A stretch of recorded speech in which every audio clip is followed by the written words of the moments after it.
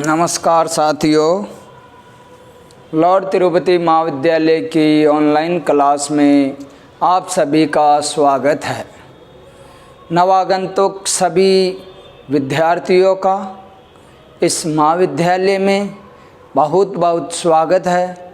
जैसा कि आप सभी को विदित है, कोरोना वैश्विक महामारी के कारण अपनी ऑफलाइन क्लासें अभी प्रारंभ नहीं हुई है, तो आपके पाठ्यक्रम के लिए जितना हो सके उतना ऑनलाइन क्लासों के माध्यम से आपको पढ़ाया जाएगा ताकि आप नियमित रूप से अध्ययन कर सके।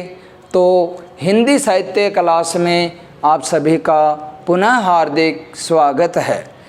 जैसा कि बीए प्रथम वर्ष के जो नवागंतुक विद्यार्थी है, आपने जो महाविद्यालय में प्रवेश लिया है और आपने हिंदी साहित्य, राजनीति विज्ञान, भूगोल, इतिहास, इनमें से 3 विषय लिए होंगे। तो जिन जिन विद्यार्थियों ने भी हिंदी साहित्य विषय लिया है, आज हम उसके बारे में नियमित तौर पे अब अध्ययन करेंगे। हिंदी साहित्य जो भाषा मानी गई है, साहित्य को समाज का दर्पण माना गया, साहित्य को समाज की आत्मा मानी गई है।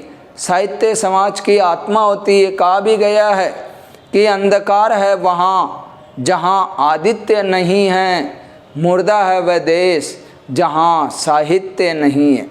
साहित्य समाज का दर्पण होता, आईना होता, हूबहू प्रति होती। जीवन में एक न एक साहित्य विषय अवश्य होना चाहिए, क्योंकि साहित्य विषय के माध्यम से जो मानसिक चेतना होती है वो स्थिर रहती है। तो साहित्य विषय में अपन बीए प्रथम वर्ष की क्लास में बात करते हैं। आपने जो 10वीं 12वीं कक्षाएँ आप क्लियर करके आए हैं, वहाँ भी आपने हिंदी पढ़ी होगी। 11th 12th में आपके अनिवार्य हिंदी और हिंदी साहित्य अलग अलग 2 पेपर होते। अनिवार्य हिंदी आपके यहाँ भी है, किंतु जो आपके 3 वर्ष है उनमें अनिवार्य हिंदी में केवल पासिंग करना ज़रूरी होता है। किंतु जो ऑप्शनल सब्जेक्ट है आपके, जैसे आपने हिंदी साहित्य लिया, इतिहास लिया, भूगोल लिया, 3 विषय आपने चॉइस की होगी, तो इन तीनों विषयों का सम्मिलित रूप से आपके लिए बहुत महत्व है, क्योंकि यही आपके अंक प्रतिशत बनाने वाले विषय होते। अब आपके हिंदी की बात करें, हिंदी में 2 पेपर होते, प्रथम प्रश्न पत्र और द्वितीय प्रश्न पत्र, और दोनों ही पेपर आपके 100 अंक के होते हैं। जो आपके पेपर होते हैं वो 2।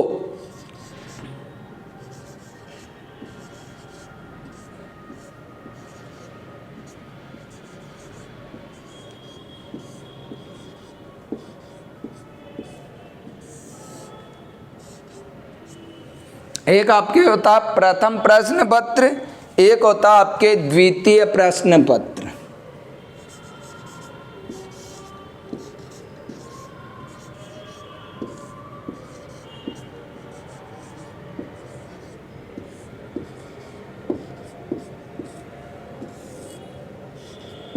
यानी 2 पेपर, फर्स्ट पेपर और सेकंड पेपर।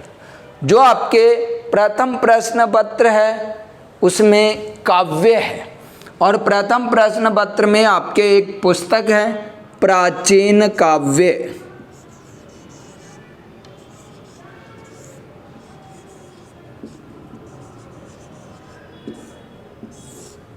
यानी आपके जो पुस्तक है उसका नाम है प्राचीन काव्य। इस पुस्तक में आपको व्याख्या यानी पद्यांश मिलेगा।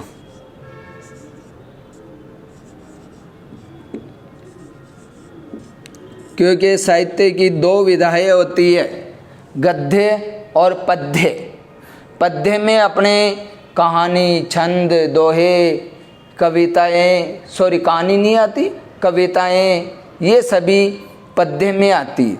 तो आपके प्राचीन काव्य पुस्तक है, छोटी सी पुस्तक है। इस पुस्तक में आपके जो कवि है उनमें डोला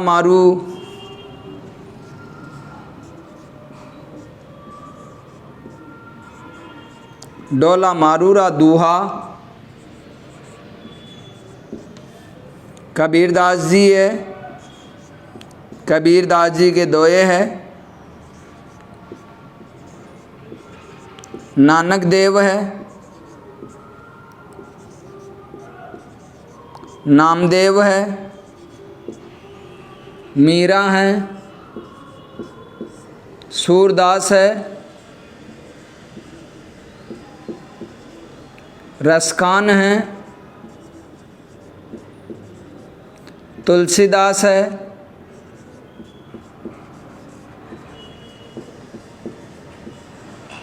यानी इनके अतिरिक्त एक दो कवि और है। ये आपने पहले भी पढ़ा होगा इनके बारे में। आपने जायसी जी भी है, जैसे मीराबाई के दोहे तो आपने खूब पढ़े होंगे। मीराबाई की भक्ति भावना कृष्ण के प्रति कि मेरो तो गिरधर गोपाल दूसरों न कोई, जाके सिर मोर मुकुट सोई मेरो पति होई। यानी मीराबाई है। जैसे तुलसीदास है, हिंदी साहित्य के बहुत ही महान कवि है। सूर तुलसी अवधेश के बालक चारि सदा तुलसी मन मंदिर में विहरे। यानी ये पद्य के सारे कवि आपके प्राचीन काव्य पुस्तक में निहित है, जो आपके प्रथम प्रश्न पत्र में हैं। अब प्रथम प्रश्न पत्र में इस पुस्तक से आपके व्याख्या आएगी।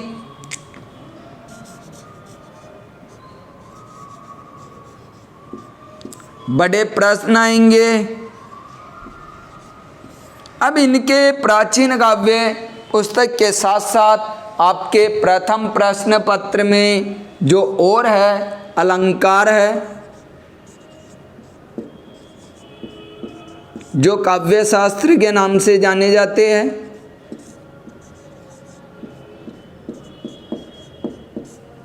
यानी अलंकार है,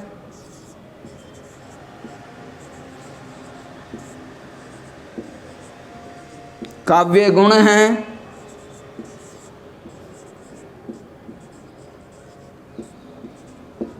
काव्य दोष है,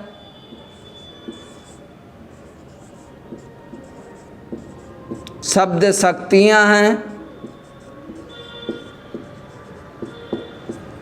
ये आपके केवल 10 अंक के, जबकि आपके 90 अंक की ये प्राचीन काव्य पुस्तक है।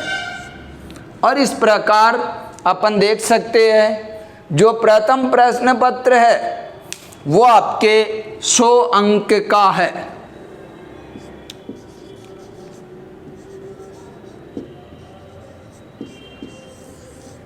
बहुत रोचक पाठ्यक्रम है, रोचक बिंदु है, बड़े आनंद विभोर होके पढ़ने के विषय है। क्योंकि साहित्य तो मन में आनंद की उत्पत्ति देने वाला विषय, साहित्य के माध्यम से अपने को आनंद की अनुभूति, आनंद की प्राप्ति होती है।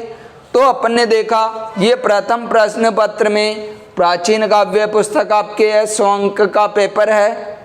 और आपका लक्ष्य उद्देश्य अधिक से अधिक अंक अर्जित करना है।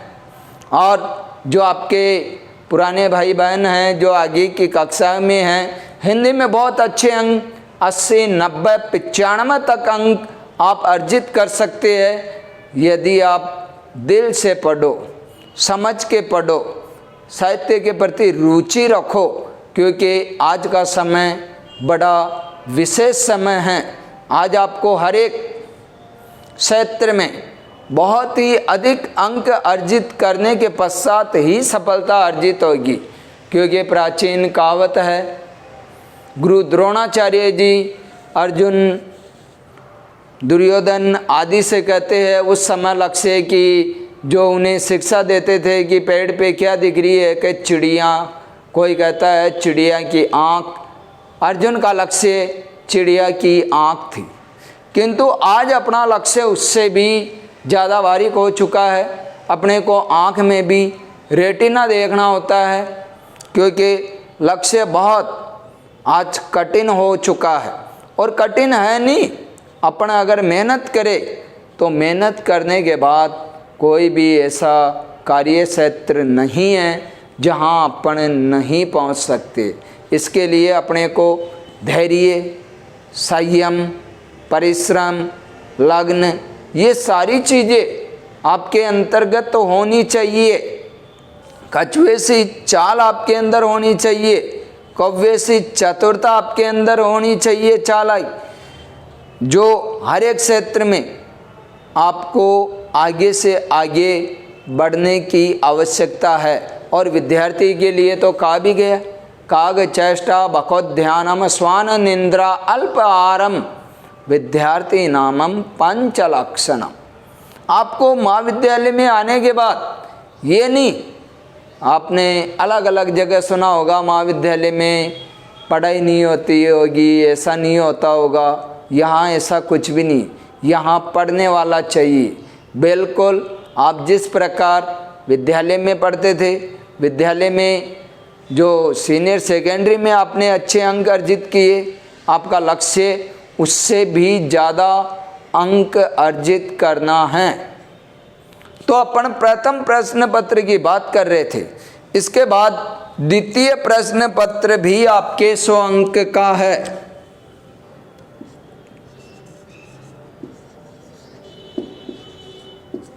द्वितीय प्रश्न पत्र में आपके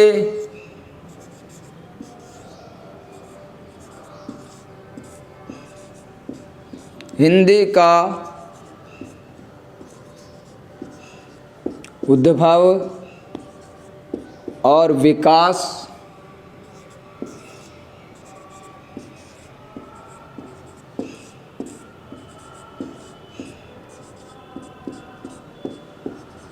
हिंदी की बोलियां,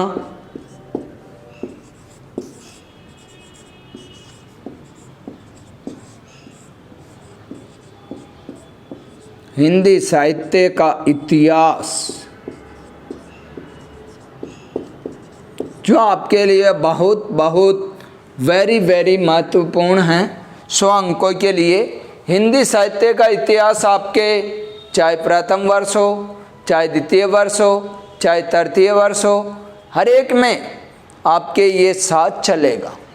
ये द्वितीय प्रश्न पत्र में आपके हिंदी भाषा का उद्भव विकास, यानी आपके जो दूसरा पेपर है द्वितीय प्रश्न पत्र, हिंदी साहित्य का इतिहास व बोलियों के नाम से जाना जाता है।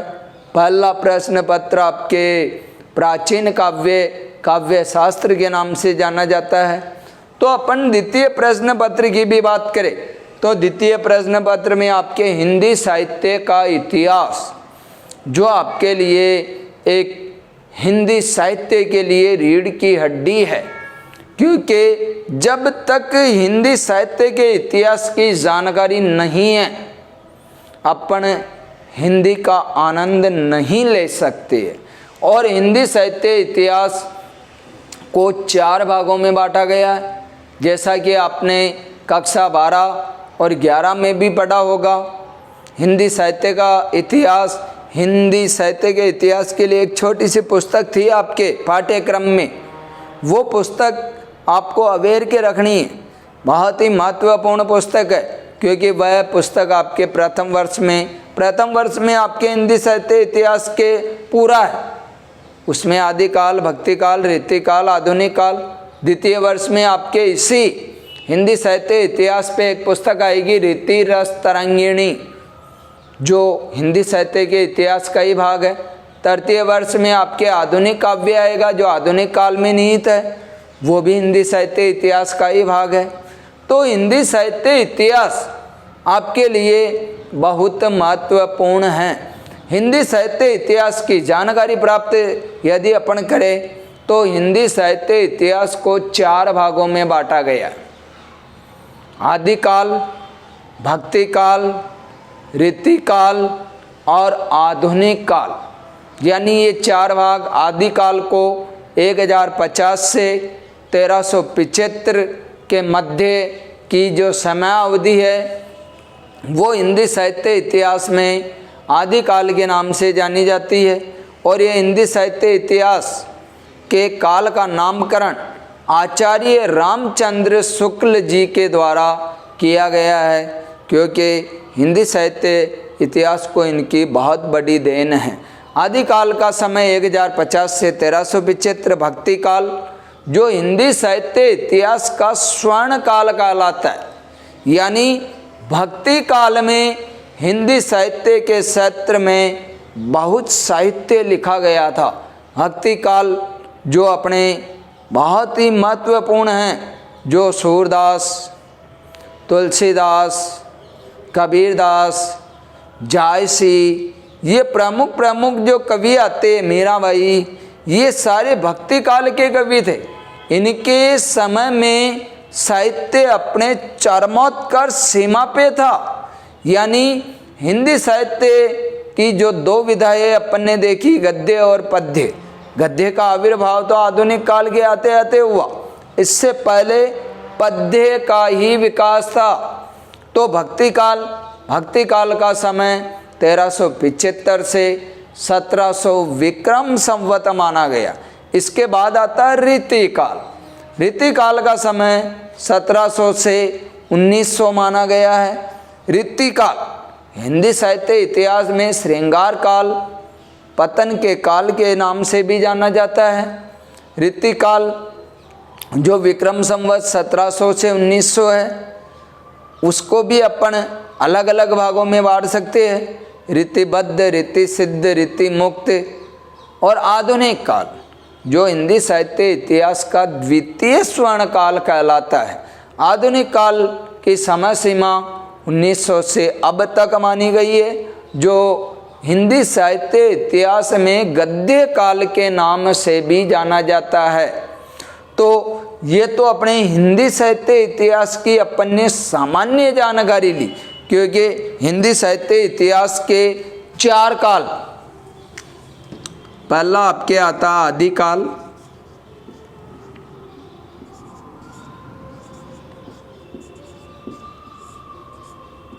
आपको अध्ययन के साथ साथ व्याकरण का ध्यान रखना बहुत जरूरी है। हिंदी में आपको विदित होगा लेखन में नंबर कटते। अगर आप हिंदी में अशुद्ध लिख देते हैं तो अशुद्ध लेखन के आपके अंक कट जाते हैं।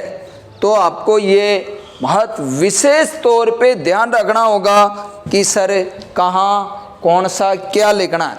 अब आदि अगर आप आदिकाल लिख रहे हैं, ये वाला आदि लिख दे, ये भी व्याकरण की दृष्टि से शुद्ध है, किंतु कहाँ क्या लिखना है। आदि और आदि शब्द युग्म का प्रश्न हो गया है।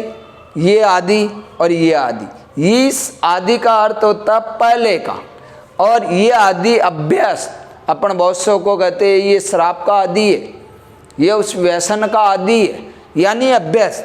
तो आदि अपनी अपनी जगह सही है, किंतु कहाँ कौन सा शब्द अपने को लेखन में प्रयोग में लेना है वो आपको बहुत ध्यान में रखना होगा। हिंदी साहित्य इतिहास के जो 4 काल है, आदिकाल, इसका समय 1050 से 1375। नंबर 2 भक्ति काल आता है।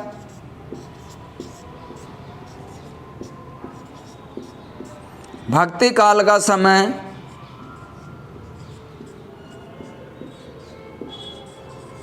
ये विक्रम संवत है भाई। नंबर 3 पे रीति काल आता है।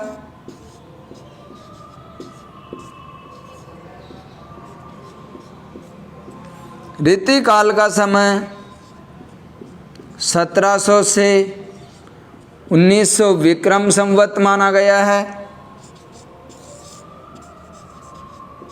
और नंबर 4 पे आधुनिक काल आता है, जो 1900 से अब तक माना गया। यानी हिंदी साहित्य इतिहास की सामान्य अपन ने केवल प्रश्न पत्र की जानकारी, हिंदी का उद्भव विकास, हिंदी कौन सी भाषा का शब्द है, अपन इस पे भी चर्चा करेंगे। हिंदी शब्द की उत्पत्ति सिंधु शब्द से हुई, क्योंकि पारसी भाषा में हिंदी शब्द स्वयं पारसी भाषा का शब्द है। जो विदेशी व्यक्ति आए उनके स व्यंजन का अभाव था, स को है बोलते थे वो। आज भी इसका प्रभाव अपन देख सकते हैं। गाँव आदि में सासू को हासू कहते हैं, साथ साथ को हाथ हाथ कहते हैं, सड़क सड़क को हड़क हड़क कहते हैं।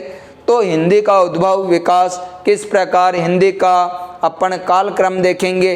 3500 वर्ष पुराना हिंदी का कालक्रम है। हिंदी की बोलियाँ जो राजस्थानी बोली है अपनी स्वयं अपने राज्य की है या नहीं है। यानी हिंदी की बोलियों में राजस्थानी, ब्रज, अवधी, ये सारी जो हिंदी की बोलियां हैं उसके बारे में हिंदी साहित्य का इतिहास है।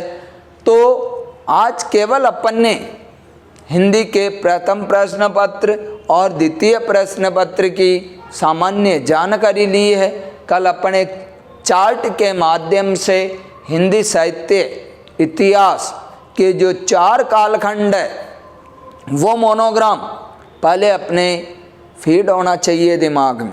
तो अपन अगली कक्षा में जो हिंदी साहित्य का इतिहास है उसकी जानकारी प्राप्त करेंगे। आज की कक्षा अपनी यहीं तक। धन्यवाद।